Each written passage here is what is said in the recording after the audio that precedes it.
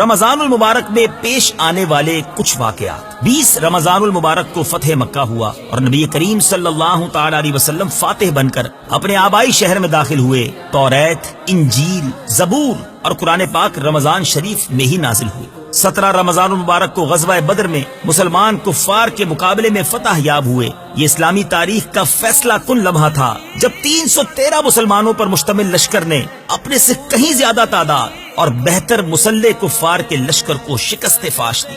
19 رمضان المبارک شقی القلب عبد الرحمن ابن ملجم نے خلیفہ راشد حضرت علی کرم اللہ تعالی وجہ الکریم کے سر پر تلوار سے وار کیا، جس کے زخم سے 2 دن بعد 21 رمضان المبارک کو ان کی شہادت ہوئی۔